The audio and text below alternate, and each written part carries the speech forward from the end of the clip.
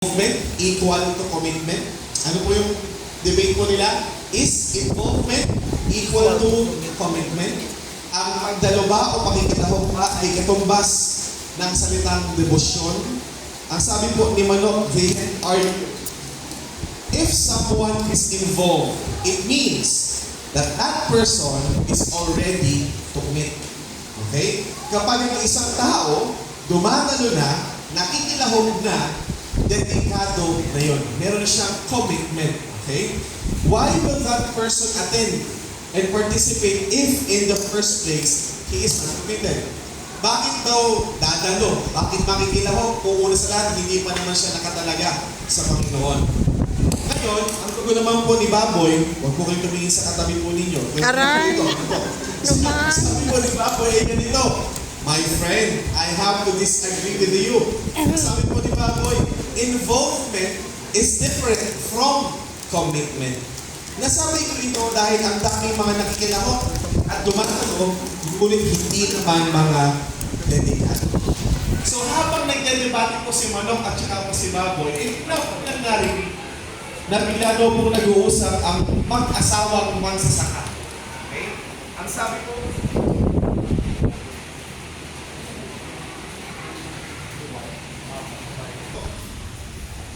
closing prayer na po tayo. Nakalimutan mo bigay sinasabi ko. Pero kidding aside po, habang nagdedebate po si Manok at saka po si Baboy, ay narinig po nilang nag-usap po yung mag-asawa. Sabi po nung wife sa kanya pong husband, honey, what would you like to eat for breakfast? Anong gusto mong maging almusal? O kainin niya yung almusal? Ang sabi po ng babae, do you like egg or bacon? Ang sabi po ni husband ay ganito, let's have both. Parang mas masarap yata parehas. I want bacon and egg for breakfast. Ang sabi po na ngayon, asawang babae, pupunta muna ako dun sa farm natin, sa kulungan ng mga hayop natin, at kukuha ko ng itlog at kukuha ko ng ham.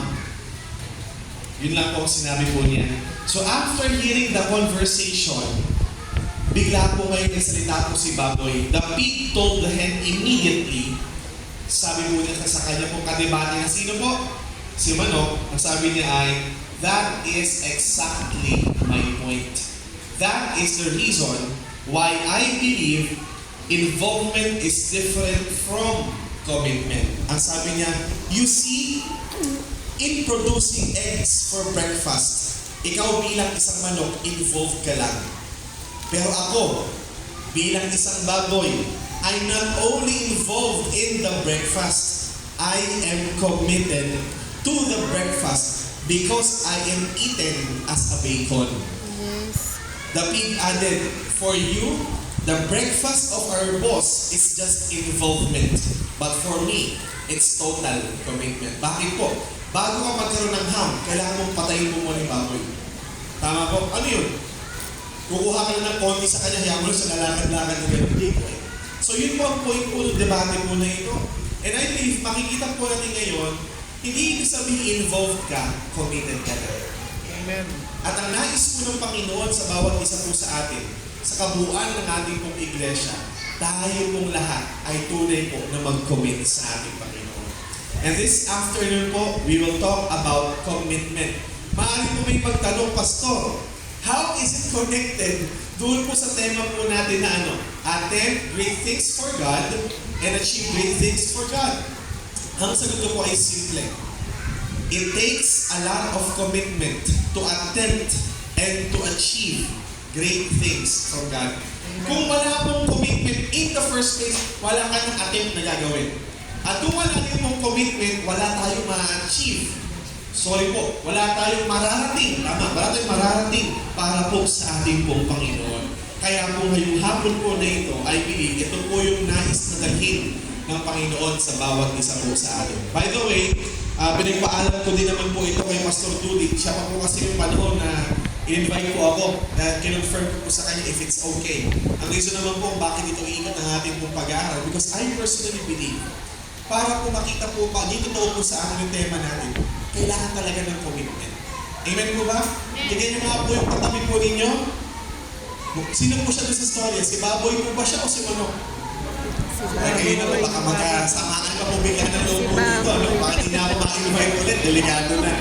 Now, ang title po ng ating pong pag-aaral po this afternoon is Commitment Makes All the Difference. Okay? Commitment makes all the difference. So, sa ating pong pag-aaral ay gusto ko pong makita po natin mahalaga po ang tinatawag po nating commitment.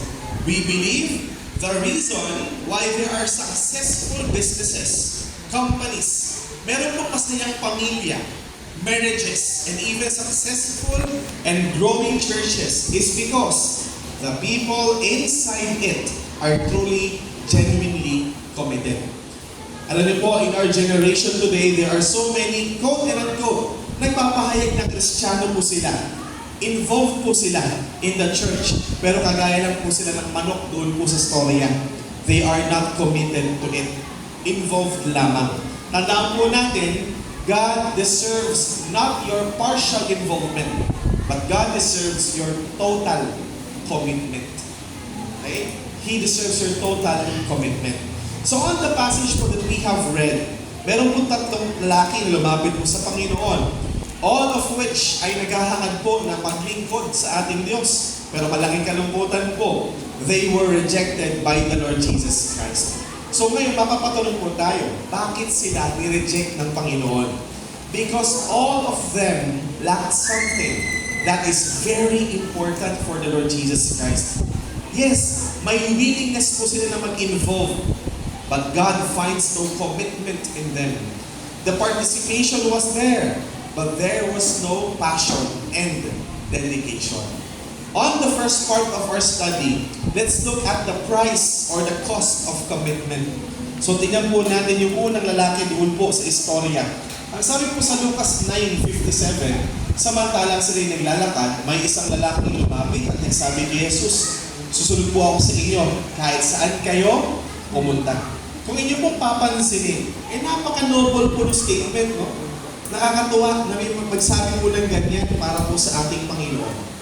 So in verse 57 po, the first man said, Lord, I'll go wherever you go. What a very brave and bold declaration coming from a man who wants to follow the Lord. Kaya po masabi natin, impressive yung kanyang salita. Di po ba, no? Nakaka-impress. But Jesus, out of His infinite wisdom, He was not impressed by the words of this man. Because Jesus knows na merong kulang. May problema yung lalaki po na ito. Alam niya na ang lalaking ito po, magaling lang mangako. Magaling lang sa salita. Ngunit kulang na kulang sa gawa. Tingnan nyo nga po yung katabi po ninyo. Napangakuan niyo po ba kayo niyan? Naku, yung mga mag-asawa, hindi na po magkatinginan. Siguro marami ng pangakong napako. Ano po? Sabi po sa Ephesians 5:6, don't let anyone deceive you with what? Meaningless words. It is because of sins like this that God's anger comes to those who refuse to obey Him. Huwag daw natin paniwalaan po yung mga pabubulaklak na salita lamang. Okay? Huwag tayong basta-basta makapture po ng mga impressive words. Now, we don't know much about the first man who approached Jesus. Pero base po sa ating pong cross-reference ng ating pong teksto sa Matthew 8:19, ang sabi po doon, siya hindi ordinaryong tao. Siya po ay isang skriba. Ano po yun? Isa siyang skriba. And as a scribe, ano po ba trabaho po ng skriba? Tagasulat, di po ba? Siya po bilang isang skriba for sure, he had witnessed many of the miracles done by the Lord Jesus Christ. At dito po sa chapter po na ito, makikita po natin na ang konteksto po niya, si Kristo po ay nakapagpakain po ng 5,000 lalaki. More realistically, ang sabi po, kasi back then, ang binibilang lang po, puro lalaki 5,000 men. Pero how about yung mga bata? How about yung mga babae? Alam niyo po, sabi po ng mga scholars, malamang sa malamang 15,000 people po yun. Ganun daw po kadami. Ano po ang pinakain po ng Panginoon po sa kanila o pinapakain ng Panginoon sa kanila? 2 isda at ilang pong tinapay? 5 tinapay. At doon din po sa konteksto ng chapter po na yan, nagpalayas po ng masamang spirito ang ating Panginoon. Ang chapter, bago naman po yan, pinakalma naman po ng Panginoon ang dagat. Nagpagaling din po siya ng may sakit at binuhay po niya yung 12-year-old na bata po na namatay. No doubt, this scribe po heard all the miracles Jesus had done. Perhaps, baka nga po naging eyewitness po siya. At kaya po nasa likod ng isipan po ng lalaki po na ito, that is the reason why he shouted to Jesus, Lord, I'll go wherever you go. Okay? This man knew that Jesus could bless his life. While saying those words, he was thinking, kung si Kristo nga maraming nagawang mga miracles, mga himala, therefore, kaya niyang ibigay lahat ng naisip ko. Kaya niyang ibigay lahat ng mga pagpapala na dapat ay para sa akin. At iyon po ang tanging dahilan kung bakit po siya lumapit sa Panginoon. Nothing more, nothing less. He wants to follow Jesus, not because he loves Jesus, but because of the blessings and miracles that Jesus can give him. Ano po ang isinagot po ng Panginoon doon po sa lalaki? Ang sabi po sa next verse, sa verse 58, pwede po ba natin basahin? 1, 2, ready, begin. Sumagot si Jesus, may luga ang asong hubad at may pugad ang ibon. Ngunit ang anak ng tao ay wala man lamang matulugan o mapapakahingahan. Kung pagpapala lang ang habol mo sa paglapit sa akin, hindi ka karapat-dapat na makibahagi sa aking kaharian. Hindi kayamanan ang mahalaga sa akin. Ang mahalaga para sa akin ay pagsunod ng may katapatan. I think yan po ang maririnig po na nagsalita ng Panginoon na kinocommunicate po niya doon po mismo sa tao. Alam niyo po sa storya po na ito, yung unang lalaki po, he is a representation of many Christians today. They go to church, they worship God, they come to God not mainly because they love God, but they just want something from the Lord. Like the first man, they also go to Jesus. They also go to church, but what they really want is not Jesus. Ang gusto lang po nila, yung pagpapala. Pwede ibigay po ng Panginoon. They go to church, maybe because they are in a financial crisis. Maybe kailangan po nila ng pagsustento sa kailan po ang pangangailangan. Kaya sinasabi nila, tara, magsimba tayo kasi wala na tayong pera. Maybe they are sick, meron silang karamdaman, and they need God's healing. Kaya po pupunta po sa prayer meeting. Maaaring ganito pa nga po, magulang, sabihin niya sa kanya pong anak, mga anak, tayong buong pamilya ay magsisimba ngayon. May malaking pabor tayong hihilingin sa ating Panginoon. Alam niyo po, doon sa mga pagkakataon na wala silang kailangan sa Diyos, noong mga panahon na maayos ang takbo ng kanilang pong buhay, ni hindi man lamang po makuha magsimba ng buong pamilya. Ni hindi man lamang makuha mag-commit ng totoo. No strings attached sa ating pong Panginoon. Alam niyo po, God is not pleased with those people na meron pong maling motibo, maling dahilan kung bakit sila sumasamba po sa Panginoon. The desire to serve and worship God must be coupled with right and godly reasons. Kaya po ngayong hapon po na ito, naitanong niyo na po ba ang inyong sarili? Naitanong niyo na po ba sa inyong sarili kung bakit po kayo narito ngayon sa ating po iglesia? Why are you here? Is it because it's anniversary? Kung dahil po anibersaryo lang, meron po malaking problema. We go here because we love the Lord. And I believe that's what God is looking for sa bawat isa po sa atin. O baka naman po, nandito tayo kasi meron na tayo gustong hilingin sa ating po Panginoon. So again, bakit po tayo narito ngayon? Jesus did not welcome the first man. Bakit po? Tingnan niyo po ito. All he wants is the prize, but not willing to pay for the price. Ang gusto lang niya yung gantimpala. Yun lang ang gusto niya. Gantimpala, pagpapala. Pero hindi makuhang ibigay ko anong dapat na ibigay o iaalay sa ating Panginoon. Kaya po mga magulang at mga kapatid, tandaan po natin, ikaw at ako ay naririto, hindi po para sa ano pa mang mga bagay. Ikaw at ako ay naririto para po sa ating po Panginoon. Amen po ba? Amen. Palakpakan nga po natin ang ating pong Panginoon. Tandaan po natin, our God is our Heavenly Father. It is true that God can give us all our needs, but as our loving Father, He first longs to have a true relationship with Him. Ang nais niya, sa tuwing tayo po ay magsasama-sama para sambahin po siya, sa tuwing tayo po ay lalapit sa Kanya, ay maramdaman po niya ang sinseridad ng puso ng bawat isa po sa atin.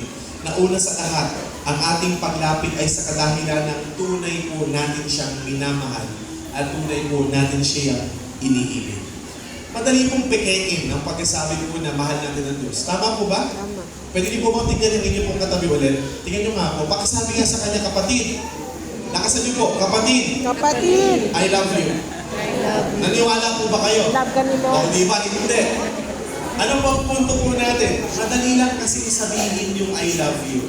Pero masasabi lang po na meron pong kahulugan ng pagkasalita ng I love you sa pamamagitan po ng total commitment. Kung nakikita sa action, nakikita sa gawa po natin. Kaya po every time we go to church, let's not just sing those words na inaawit po natin. Magmula po yan sa puso po natin. Sabi nga po, sa tuwing tayo po ay pupunta din po sa church, tandaan po natin, pupunta tayo dyan para maitanghal ang Panginoon. Kasi mahal natin ang Diyos. Gusto natin maranasan ang kapangyarihan po ng Panginoon. Kaya nga po may masakit pong statement eh. Do not be a God user. Be a worshiper instead. Huwag nating gamitin ang Diyos, kundi ikaw at ako magpagapit sa Diyos. Huwag tayong mag-demand sa Diyos, kundi ikaw at ako ibigay kung anong nararapat sa ating pong Panginoon. Kawikaan 16:2, ang akala ng tao ay tama ang kanyang kilos.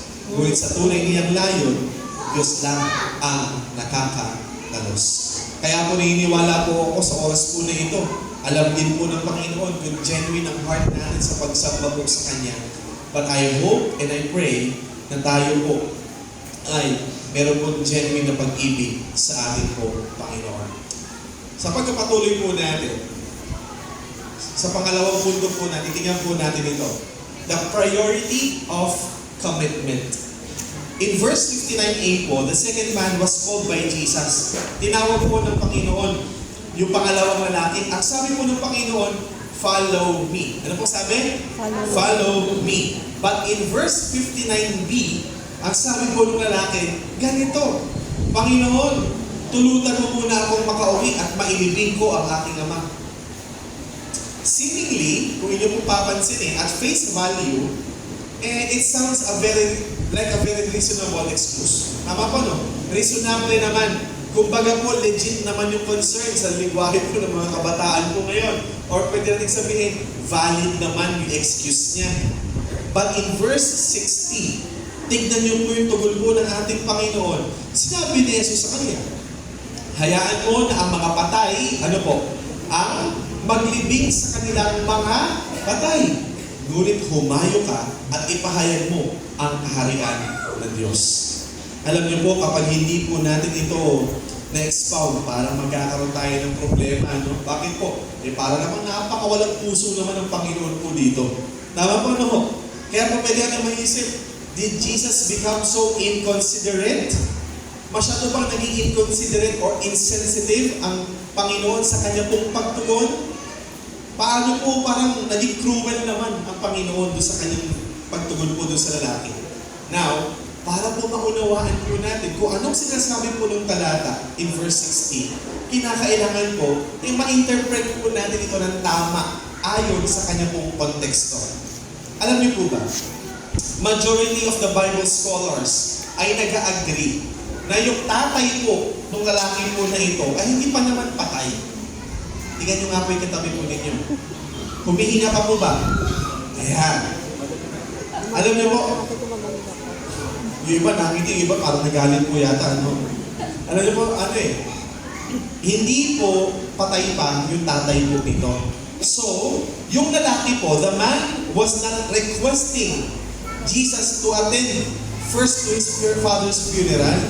Because if the father was dead already, kung patay na po yung tatay niya, the second man should have stayed in their house. Tama po ba? Kung patay na talaga yung tatay niya, in the first place, wala siya sana doon. Nagigets niyo po? Bakit nandun siya? So practically, buhay pa po yung kanya pong tatay. Okay? But in our story, makikita po natin, yung lalaki po ay kasama po ng crowd. Okay? Kaya po, yung words po ng lalaki doon po sa verse 59b na, Panginoon, tulutan mo muna akong makauwi at maibibig ko ang aking ama, hindi po yan dapat ma-interpret literally. Okay? We should not understand it in its literal meaning. Kaya po yung phrase po na yan, tulutan mo muna ako makauwi at maibibig ko ang aking ama, isa po yung idiomatic expression. It is a Jewish saying. Ito ay isang kasabihan sa kulturang Pilipino.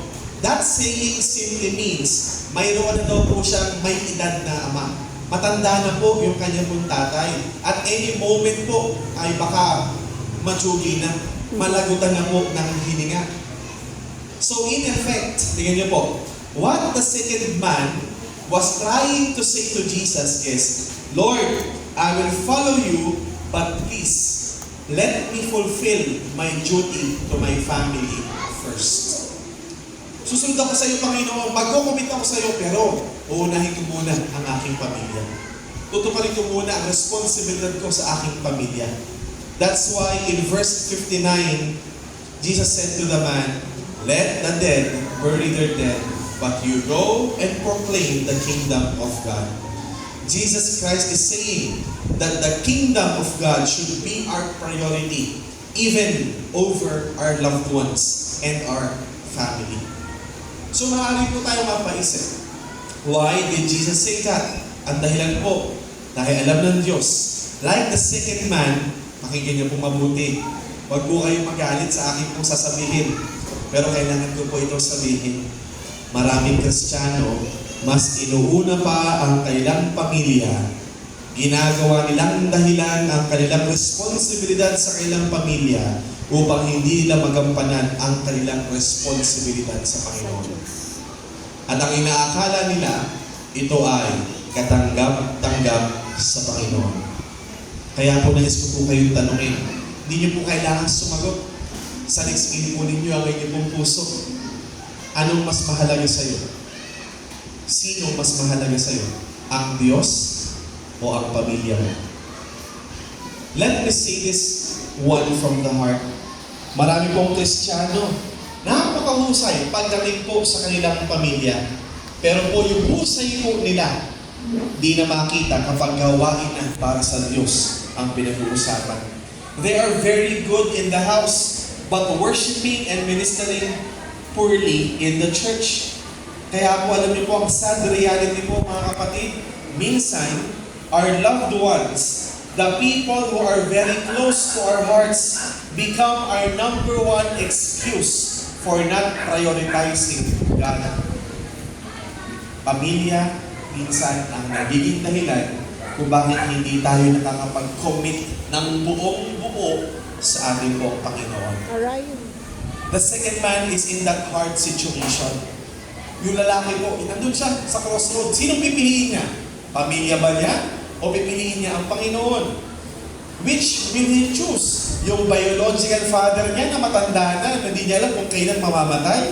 Or will he choose his heavenly father? Alam niyo po mga kapatid, the hard choice is not choosing between bad and good options. It is making a choice between two good things. Kaya nahihirapan tayo minsan. Parehas namang mabuti eh. Tama po? Kaya parang ang hirap naman timbangin yan. Obviously, the second man, unlike Abraham, he failed the test of priority. Unlike Abraham, he chose Isaac over God. Alam niyo po, there was an old man po who is in charge of a lighthouse. Ang trabaho po niya, tingnan lang po, pangalagaan lang po yung lighthouse. Ano po ba trabaho po ng lighthouse? Bubuksan yung ilaw pagkagabi. Magkaroon po ng light. Hindi po, kaya po lighthouse po yun eh. Para po manatili po yung light. Kasi po, kapag ka po nawala po yung ilaw po from the lighthouse, pwede po may mga barko po na mag-shipwreck. Okay? So it's a signal po doon sa mga kapitan, malapit na kayo sa lupa. Okay, kuha po natin. So ang trabaho po niya is to ensure that the lighthouse is brightly lit at night.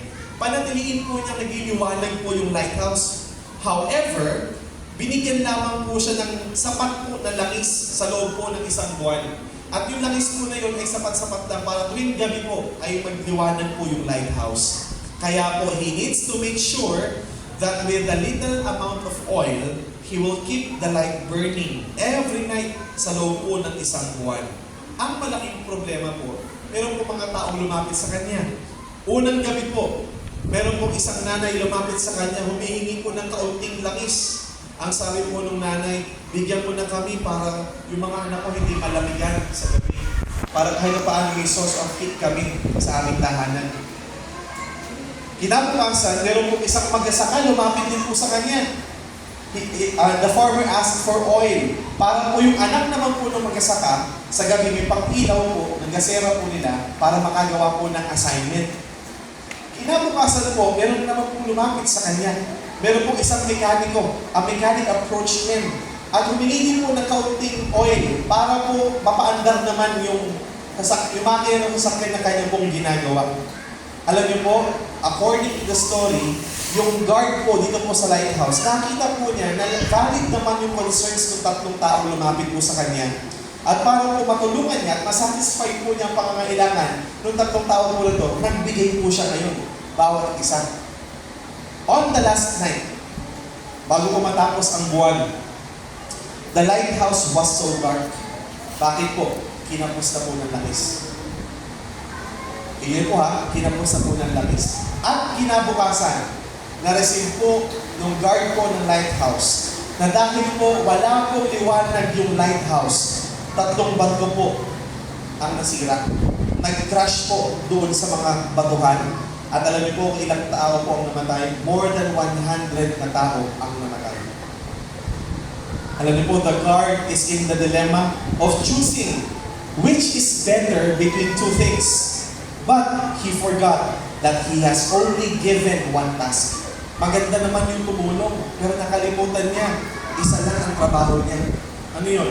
Panatiliin po, nagliliwanag yung lighthouse. So, masama po bang tumulong sa kapwa, sa istorya? Hindi. Parehas po mabuting bagay yun.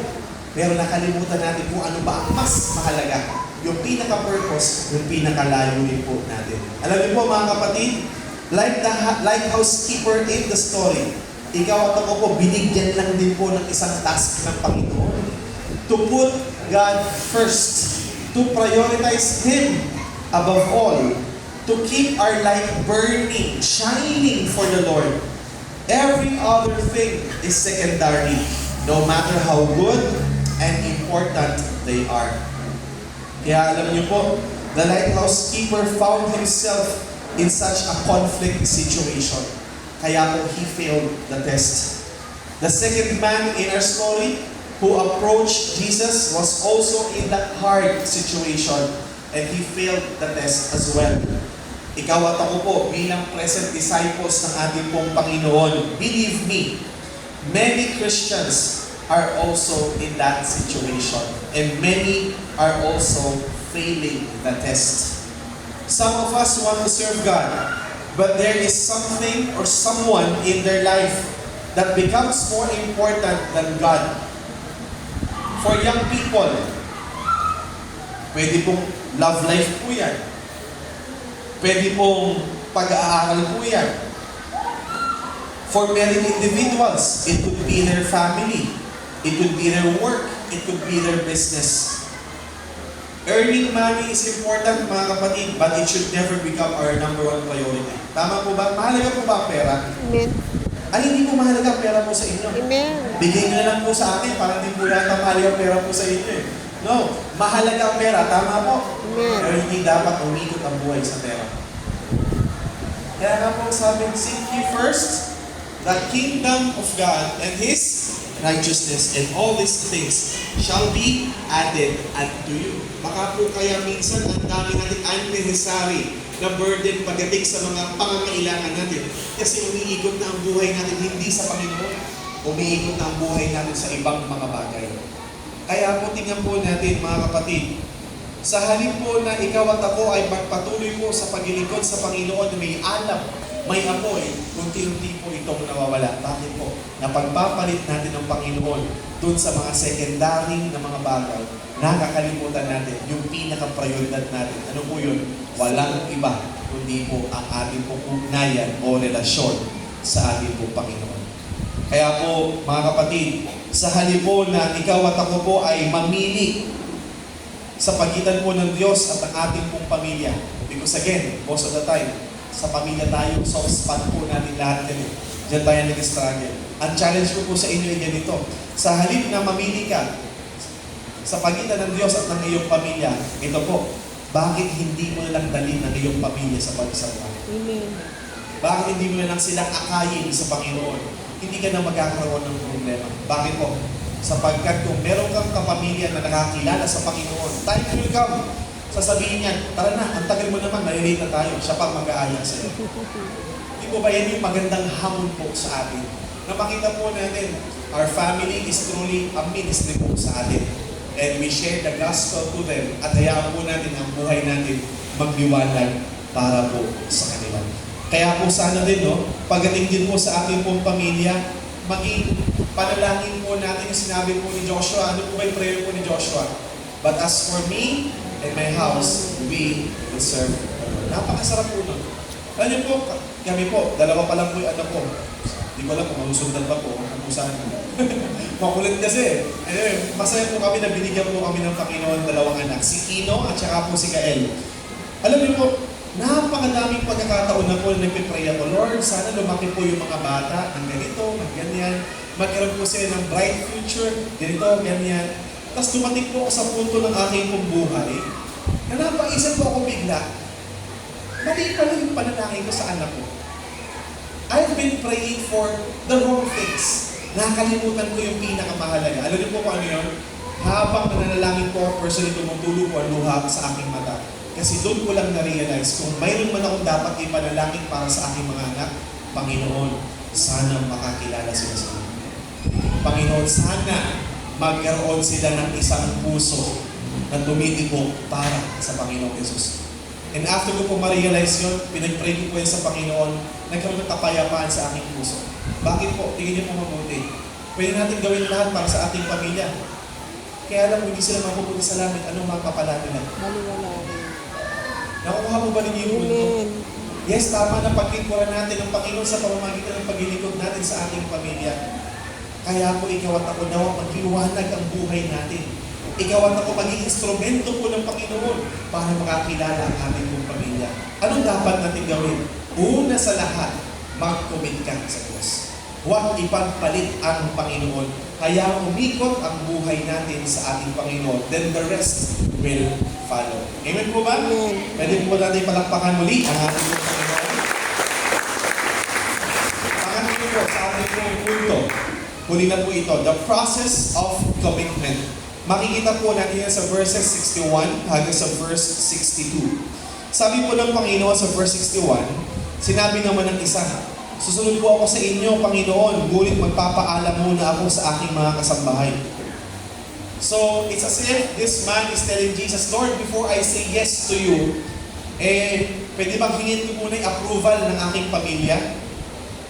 Ngunit paano kung sakali na sa kanyang pong pagpapaalam sa kanyang pamilya, hindi po siya payagan? Susunod pa kaya siya sa aming pong Panginoon? So as we can see, the third man's commitment is a conditional one. May kondisyon. That's why ang sabi po ng Panginoon sa verse 62, walang taong pagkahawak sa araro at lumingon sa likod ay karapat-dapat sa kaharian ng Diyos. Alam niyo po ba sa panahon natin, marami pong Kristiyano katulad po ng pangatlong lalaki po na yan. Ang good thing po is, they want to follow Jesus. Totoo po yun. But the bad thing is, they give so many conditions. They give so many demands. before following Jesus or before obeying. Parang ganito po, Lord, I will follow you if you bless me first.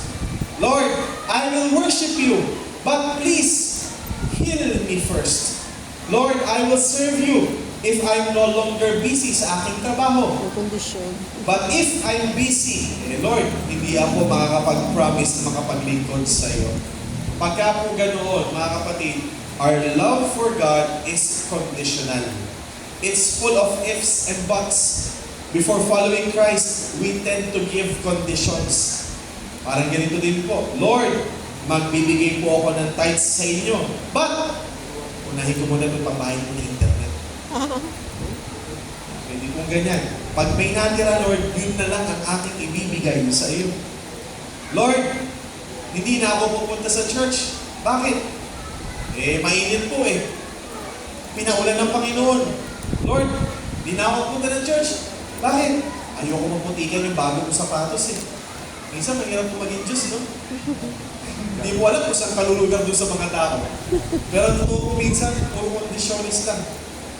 Alam niyo po mga kapatid, minsan nga po sabi po natin, Lord, I will give my life to you if you will give what I desire. Ang daming conditions. Kaya po ang tanong, are we guilty of conditional commitment? Giving conditions to God is not the kind of service that God deserves. Malungkot nga lang, we live in a day o sa henerasyon where we can call Christianity as a religion of comfort or convenience. Gusto po natin mga bagay na madadali lamang. Even in our worship, gusto natin mabilisan lang, gusto natin instant. We want everything to be done in a chill and comfortable manner. That is the reason why many worshipers today are no longer committed sa ating Panginoon. Kaya po dapat maingaman ang ating pong isipan. Commitment entails hardships and difficulties. Tandaan niyo po yun. Commitment entails what? Hardships and difficulties. Commitment never grows and develops out of the seedbed of convenience. If we are living a life of convenience, we will never know the meaning of commitment. Kaya po, maganda yung comfort zone. Pero tandaan niyo po, walang lumalago sa comfort zone. Kaya inaalis tayo ng Panginoon sa mga comfort zones po natin para doon tayo tunay pong lumago. Let us remember, commitment also cannot be separated from sacrificial love. Hindi po yan pwede pong maihiwalay doon po sa pag-ibig na nagsasakripisyo. There is something wrong, may mali po, with our love for God kung sa halip po na magsakripisyo, naglalatag pa tayo ng mga kondisyon sa ating pong Panginoon. Mas isinasaalang-alang pa natin ang pansariling kapakanan at kagustuhan ng higit sa kanyang kapakanan at kagustuhan. Kaya po mga kapatid, Church, let us be committed una sa ating pong Panginoon, sa ating pong pagsamba sa Kanya, because even ng ating pong pag-celebrate ng ating pong church anniversary, it's not about technically, it's not about our church. It's about Jesus Christ. It's about our Lord. It's all about Him. Kaya po, let us be selfless every time we worship God. Naalala ko po bigla, sabi nga po ng isang awitin po na luma na po ito eh. Ang sabi, let's forget about ourselves and magnify the Lord and worship Him. Tingnan niyo po mabuti sinabi. Let's forget about ourselves and magnify the Lord and worship Him. Imposible po kasi na ma-magnify ang Diyos, mag-glorify ang Panginoon, masamba ang Panginoon kung sarili pa din po ang inuuna. Imposible po yan. At pagka kung sakaling mangyari man yan, nauuna pa din po ang sarili. Alam niyo po ang equation po niyan, hindi ang Diyos ang ating sinasamba. Sarili natin ang sinasamba natin. Hindi ang Diyos ang pinapupurihan, sarili natin ang pinapupurihan natin. At hindi ang Panginoon ang itinataas, sarili natin ang itinataas. Nawa po, makita po natin, may wisdom yung sinabi po ni Juan Bautista. Ano pong sabi niya? He must what? Increase, I must decrease. sa buhay po natin, napakagandang prinsipyo po niyan. Kahit na anuman ang sitwasyon, kung yan ang ating pong pagtanaw, magpapatuloy tayo sa paglilingkod, hindi tayo bibigay. Amen po ba? Amen. Kaya po makita po natin mga kapatid, sa ating pong pagsamba sa Diyos, sa ating pong paglilingkod po sa Kanya, dapat po talagang inuuna po natin siya. Kahit nga, umabot po tayo dun sa punto na nagsasakripisyo na tayo. Pero buong puso natin gagawin. Bakit? Mahal natin ang Diyos. Amen. Alam niyo po, meron po isang quotation. Hindi pa na quotation. Lagi ko lang siya naririnig sa mga matatanda. Ano po yun? Isusubo na lang ng magulang, ibibigay pa saan? Anak. Sa magulang din po ibibigay? Hindi po. Ibibigay sa anak. Ano pong pinapakitang picture? Sacrificial love. You are willing to sacrifice everything for your son, for your daughter. Why? You love him. Minsan nga po, di po ba kami pong mag-asawa ni Ate Joy? Yung anak po namin, nagkaroon po ng medical condition. He has to undergo operation.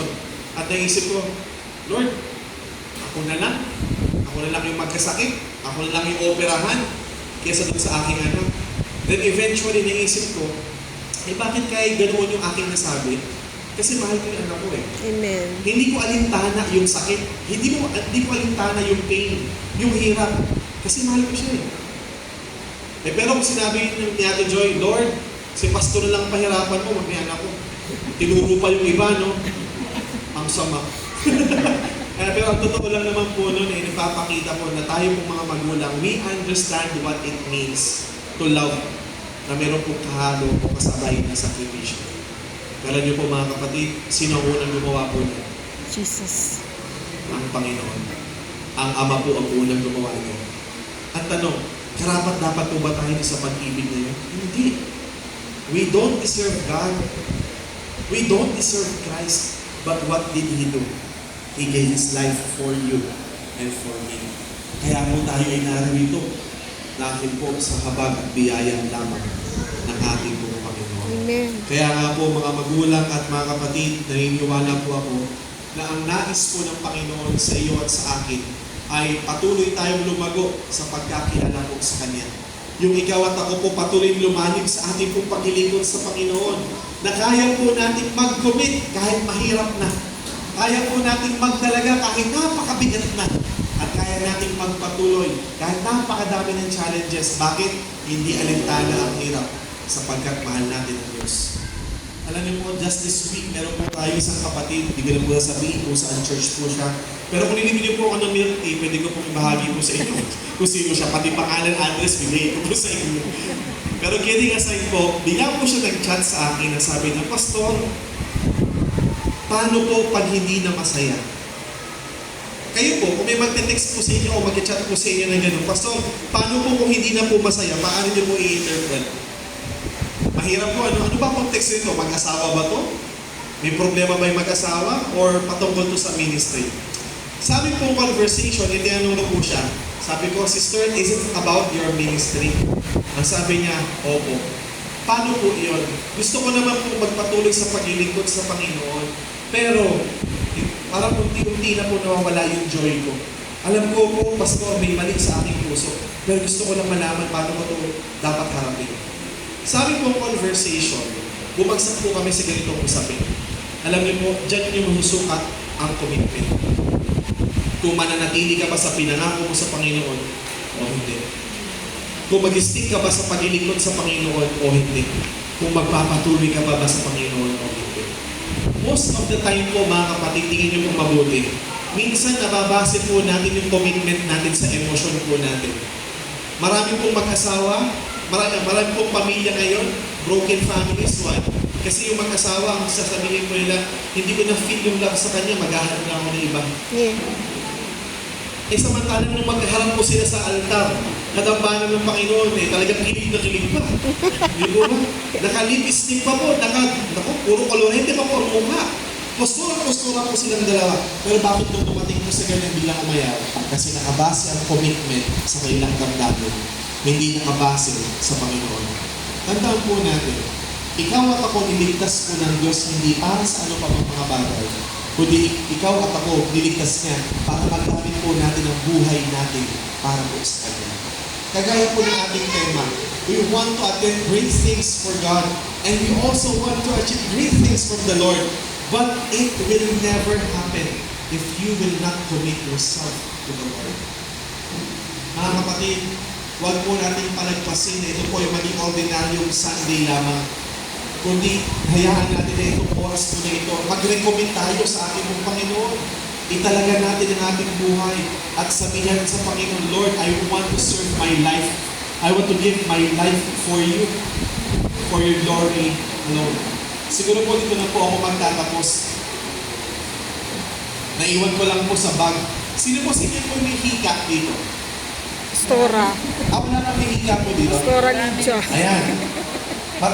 Huwag po kayong mahiya. Endangered species na po tayo. Sino po mga mahihika? Ayan. Naiiwala po ako sa mga mahihika, mga pogi at magaganda po yan. Sino po yung mga mahihika? Dumami yung mga sinungaling bigla. Kita nyo na, Pastora, malaking po problema natin. Dumami yung mga sinungaling bigla. Pero kidding aside po, ako po mahihika po kasi ako. And if there's one experience in my life po that I will never forget, alam niyo po kung kailan po yun. That was December 23, 2010. Kailan po? December 23, 2010. Bago po ito hindi po makakalimutan.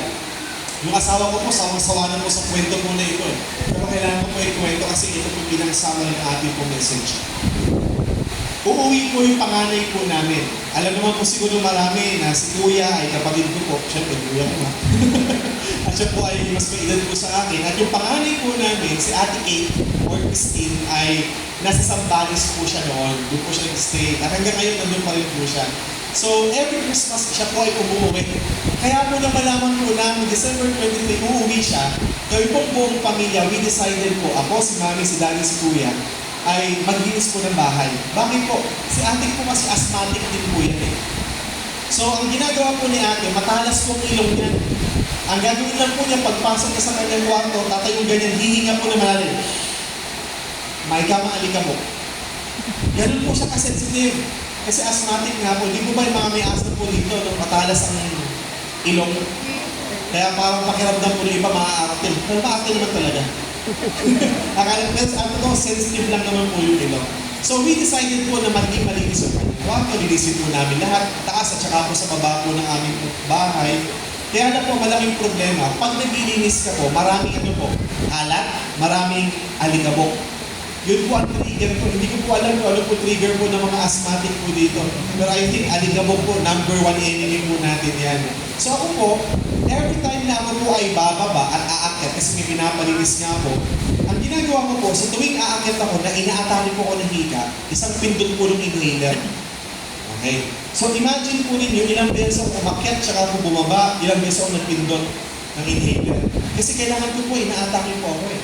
Kaya lang po, to cut the story po, shorter, umabot po kami ng gabi. Nararamdaman ko po, iba na yung pakiramdam ko eh.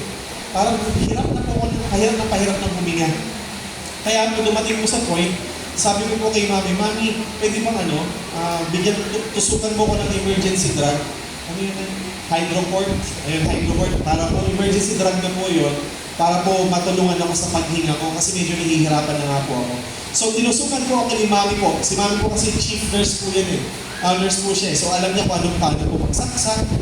So, ginawa po niya, sinaksakan na po niya ako, and we expected that after 5 minutes or so, medyo magiging magaan-aan ang pakiramdam. Alam niyo po ba kung gaano po kasakit yung aking pulikot doon? Sino po nakaranas na po ng mapulikan po dito? Pulikan po dito. Ayan, sa mga nag-aaral ng basketball, imagine po ninyo, pinupulikan yung binti ninyo, masakit yun, ilagay ko sa dalawang bagat.